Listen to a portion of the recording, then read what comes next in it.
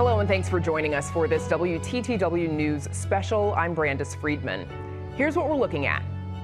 What President Trump is doing is unprecedented and unwarranted. Local officials are calling out President Trump's push to send the National Guard to Chicago.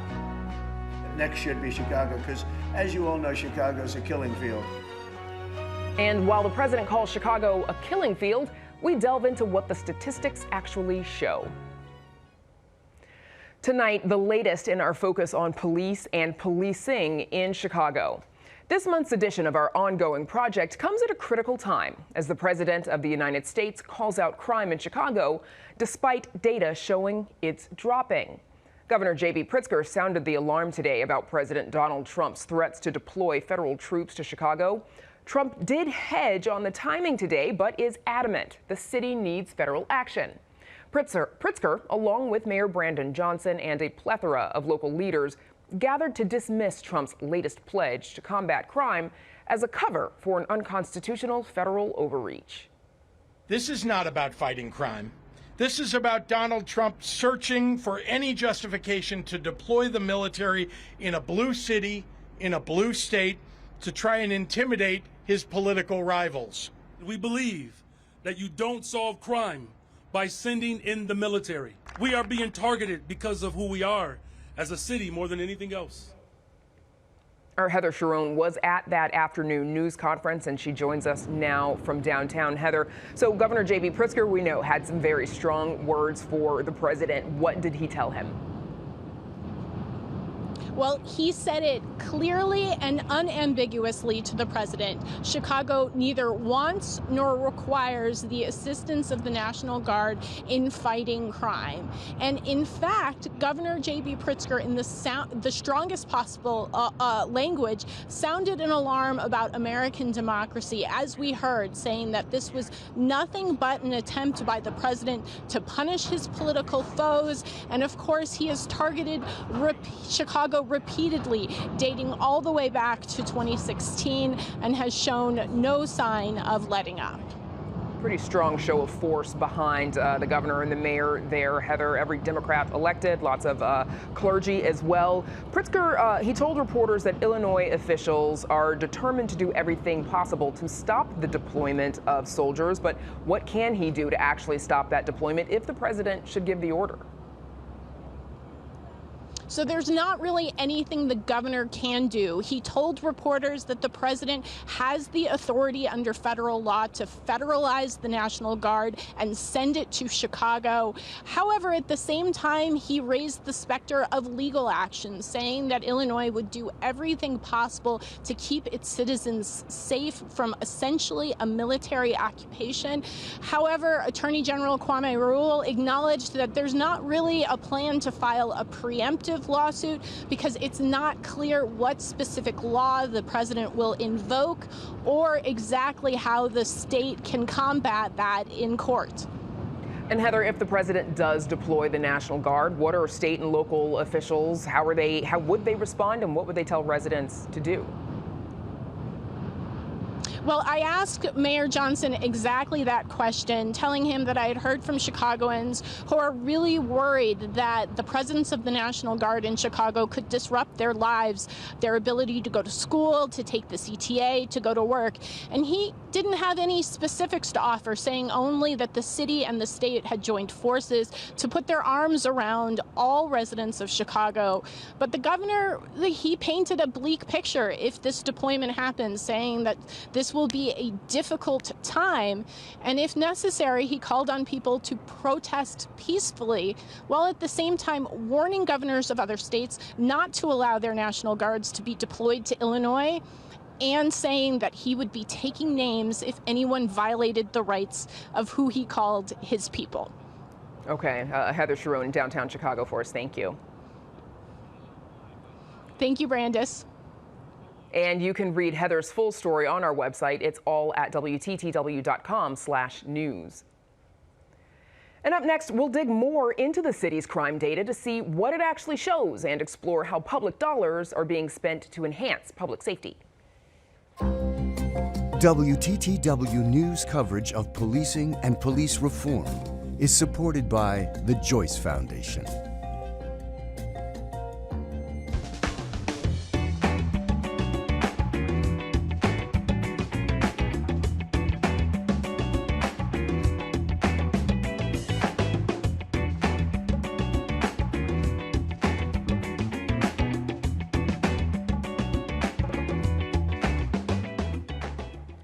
President Trump's deployment of troops in Washington, D.C. may be making its way to Chicago.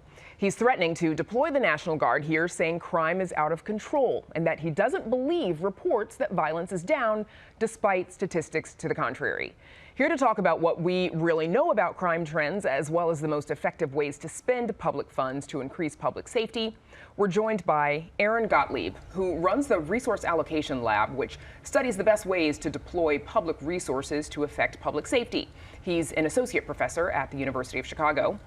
Catherine Bocanegra, assistant professor at University of Illinois Chicago, who works in the areas of community violence prevention and criminal justice reform.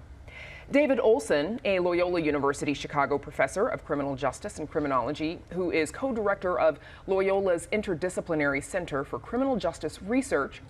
And joining us via Zoom from the nation's capital is Michael Negron, senior fellow for economic opportunity at the Center for American Progress, who was an aide to President Biden, Governor Pritzker, and former Mayor Rahm Emanuel. We should mention we did invite the Chicago Police Department to join our discussion this evening, but they declined. I'm thankful to the four of you for joining us. So we mentioned the data that the president says he does not believe. Chicago police data shows that compared to last year, violent crime in the city is down 22% compared to last year. There have been 36% fewer shootings, and homicides are also down 32%. There have been some other crimes that have fallen as well. David Olson, over to you first. President Trump, as we said, he's doubted these crime stats.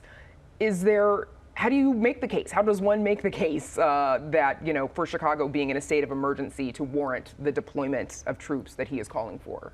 Yeah, I think with crime statistics, there's a lot of different ways that they can be interpreted. I think the idea that crime is up is the first place to start. Is crime up? The statistics from the Chicago Police Department indicate that they're not. But the important thing about looking at crime and levels of crime is even if crime is down, if the public's perception is such that it isn't, then it may not matter, right? If the public still thinks it's going up or that it's at a high level, obviously public concern isn't swayed by statistics that suggest otherwise. I think in the case of Chicago and Illinois, one of the benefits is for the most serious crimes like homicides and shootings and things like that, those crimes tend to get reported the most by the public. But we also have other sources of information we can look at to gauge whether or not those trends are consistent. So not only can we look at the Chicago Police Department's figures on shootings and homicides, we can look to the Illinois Department of Public Health that tracks emergency room admissions for shootings, as an example. The drop in shootings treated in emergency rooms is exactly the same size as the drop in shootings that the Chicago Police Department is reporting. So when we have the benefit of multiple sources of information and they all point to the same thing, they're collected by different levels of government, different agencies, that gives us a little bit more reassurance that these figures are accurate. The other thing is what's happening in Chicago is happening in a lot of other large cities, right? So it's not just Chicago that's seeing a drop in homicide and shooting, it's other large cities. So I think that's one thing that's important. And the other thing that I think we're at a unique point in history for is we know how much crime occurred in Chicago last month. When I started my career, we would know how much crime there was this year 3 years from now, right? Because it was all manual. It took a long time to assemble the data. There wasn't computerization of records. So historically, elected officials could say crime was going up or going down. There was no way to ever verify or ascertain whether or not that was accurate. But today it's a little bit different. Yeah, so the data that we have now is much more reliable than the data we might have had 15 to 20 years ago. And much more timely. Absolutely. Yeah. Go ahead, Catherine. And I would just like to build on what Dave said in that Chicago's traditionally had a public safety gap in that the rates of violence victimization across communities has been unequal. The burden of violence and victimization in the city has been borne by Black and Latino communities. And so when you look at those aggregate statistics, the 30% or something reduction in shootings and homicides, I think it's important to ask the question if those who are at the epicenter of violence, who feel it most acutely, if they are experiencing those reductions. And so Chicago has a really great tool, the Violence Reduction Dashboard. I encourage everyone to check it out. And earlier today, I looked at the shooting and homicide rates in the communities that have traditionally been framed as having the highest rates of violence, like Austin and Roseland and Little Village. And I looked at the reductions, and if they compare, if they're on par with the average that you just stated, or if there have been even greater gains in public safety. And in the communities that have traditionally been disproportionately burdened with violence and victimization, we're seeing if the average amount of reductions in shootings and homicides, if not greater gains in public safety. All right, so greater reductions in shootings and homicides. So those who've traditionally been harmed the most are experiencing the greatest gains in safety. Okay, that's an important point. Thank you for mentioning that, Catherine. So, Aaron, what does the evidence show are the outcomes of having increased law enforcement presence? And to be clear, National Guard, they are not law enforcement. They serve a different function. Yeah, so I mean, I guess, so in general, with law enforcement, there is evidence that increased law enforcement does lead to reductions in crime, but often the way the evidence works is we don't account for the possible trade-offs, right? So there are limited local government resources that are spent. So if you're just looking at what's the impact of adding one police officer without considering what is being taken away, you might find one thing. But in a study I just conducted looking at the 50 most populous counties in the Great Lakes region, which equates to having 200,000 people or more, what I found with colleagues was that when you reallocate resources away from the criminal legal system towards other services, you don't see any change in the homicide rate, but what you do see is a significant reduction in the suicide rate. So one thing, and I'm happy to talk about that more, but one thing that I think is critical is when we talk about public safety, we often only think about crime, and that is really important. Crime is critical, but I would argue that it's important to take a holistic view of public safety and well-being and to think about things like health, mental health, educational outcomes, socioeconomic outcomes, et cetera. So from my perspective, when we think about how we invest resources, we should be thinking about crime, but we should also be thinking about those other things. Of course. Catherine, what are the strategies, just to go ahead and get this out there, what are the strategies that we know of that work to reduce crime? Sure, so just building off of what Dr. Gottlieb shared, I think a holistic definition or approach to safety expands upon the traditional notion of policing and punishment. So a more holistic, comprehensive approach to safety includes investing in community violence intervention programs. It includes economic development, jobs, and housing that creates thriving businesses that reduces family instability and desperation. And it includes a public health approach and trauma recovery services that get at the root causes of violence in communities. So that's what a holistic definition looks like. Now, we actually can put a dollar amount on the public safety issues that are being highlighted in the media right now. Labor economists have calculated the average cost for a shooting and a homicide in Chicago, all right? They estimate, this is based on a randomized controlled trial of the Ready Chicago model. Right. All right, Formerly at the Heartland Alliance. Yes, the Heartland Alliance, a community violence intervention initiative. So labor economists have estimated that a shooting costs upward around $180,000 and a homicide costs taxpayers around upwards of $900,000. And those costs come in the victim costs, so like the medical bills, emergency response, long-term health care, lost income for families and the trauma that occurs. But it also is a cost that is associated with the person who caused the harm. All right, so the court costs, the prison costs, and the lost productivity of when people are incarcerated. When we invest in community-based strategies, such as the evidence-based Ready Chicago model, there is, for every $1 invested in a community-based strategy targeting those high-risk individuals, labor economists have estimated a $4 to $18 return on investment in those avoided costs. Okay, I thank you for the numbers because that says something, doesn't it? And then there's the cost of deploying National Guard troops, which, Michael Negron, I know that you've got some information on that for us. What do we know about the direct cost of deploying National Guard troops to a city like Chicago?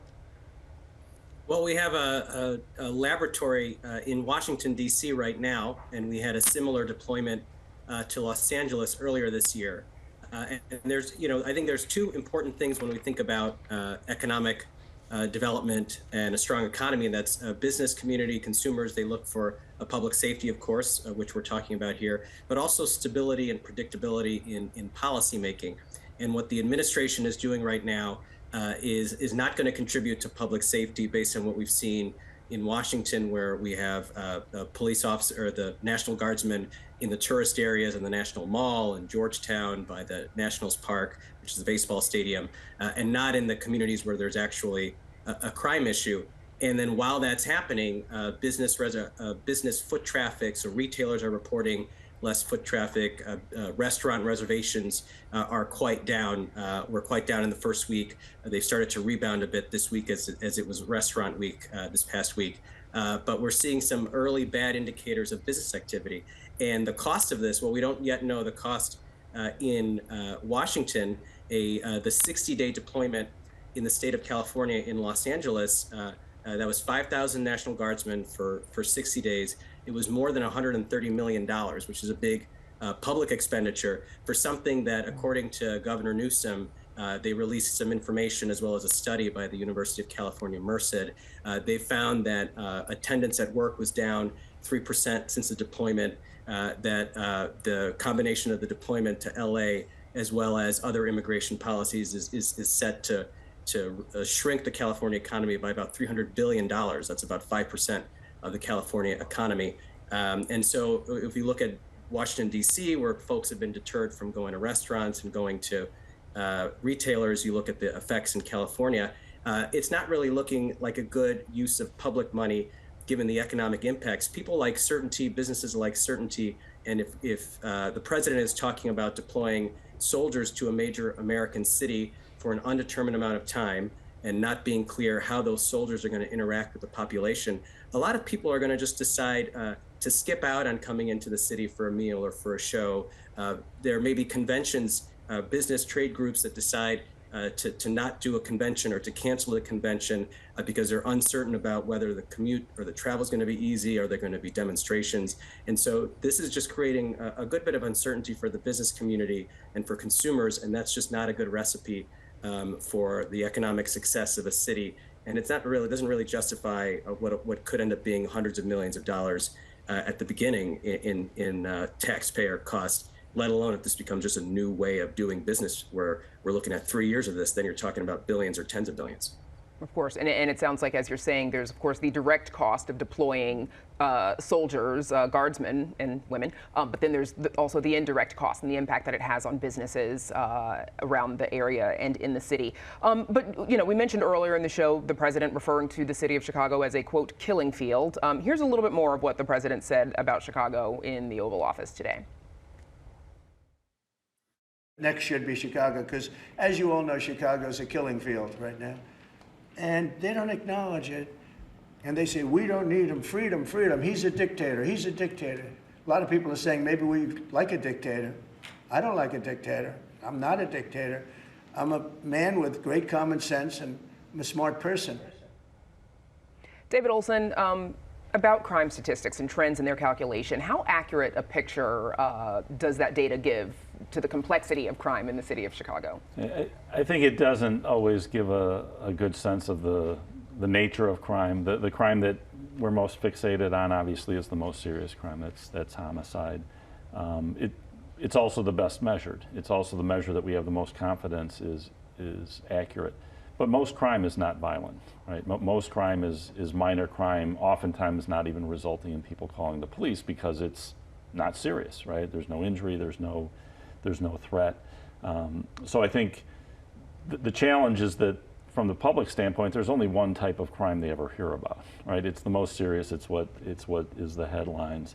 And oftentimes for a lot of people, it's that crime that shapes their understanding of what crime is, right? So that if they hear that someone who is accused of a crime wasn't sentenced to prison, they're equating that to murder cases, right? When it might be a simple drug possession case. It might be a simple theft case. So that's one of the challenges. Is obviously the crime that people are most concerned about is what gets the most attention, but oftentimes it's that crime that creates people's perception of what crime is, and how we should respond to crime is based on what they perceive crime being, and that's the most serious. And that's what, over the last 30 or 40 years, as the public's view of crime equates to the most serious, they historically have demanded for more and more punitive policies, which trickles down to people charged with drug possession and theft, right? They equate all those to the most serious crimes.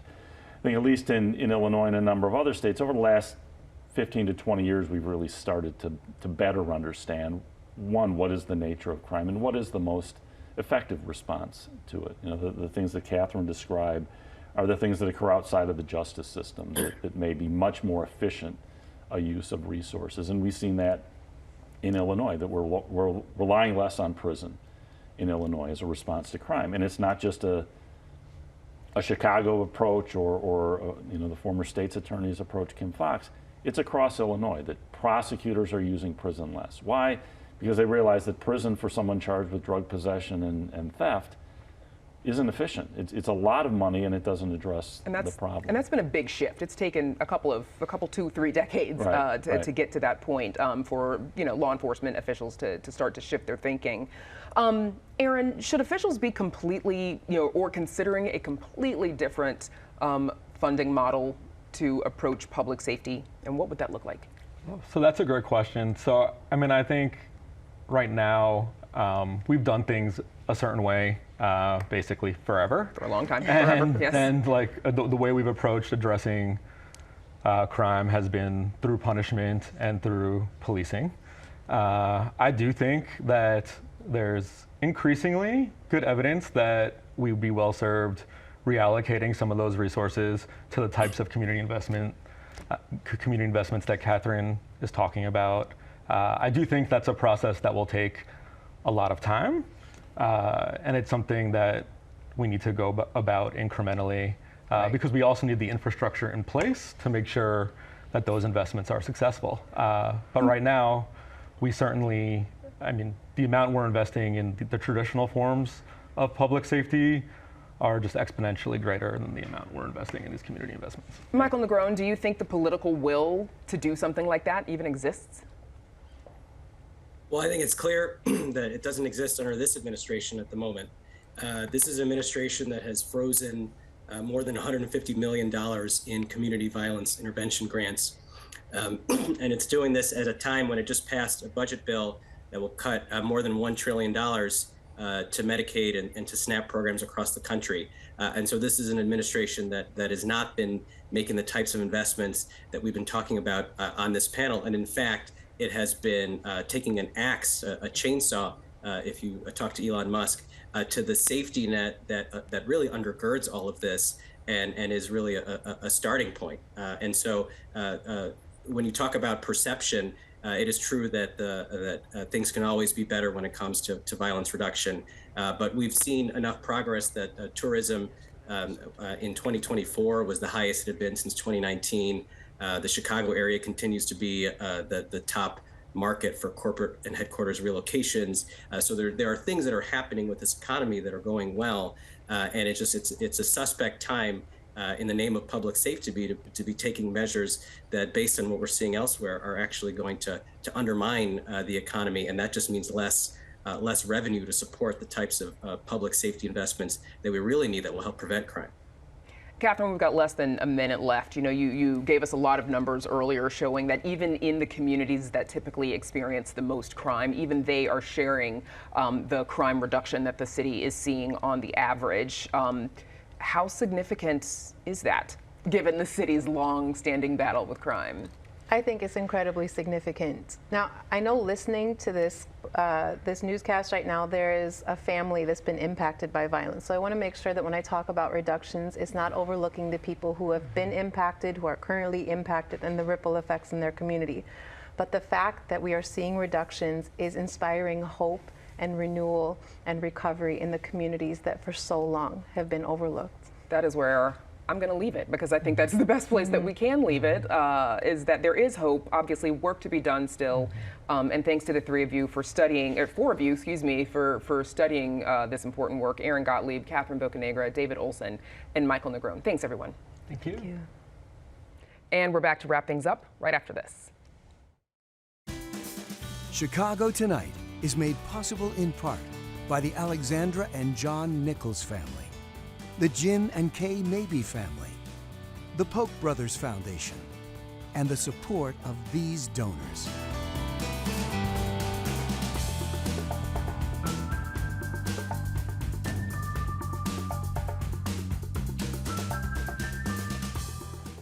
And that's our show for this Monday night. Be sure to sign up for our free email newsletter, The Daily Chicagoan, at WTTW.com/newsletter. And join us tomorrow night at 5:30 and 10. Now, for all of us here at Chicago Tonight, I'm Brandis Friedman. Thank you for watching. Stay healthy and safe, and have a good night.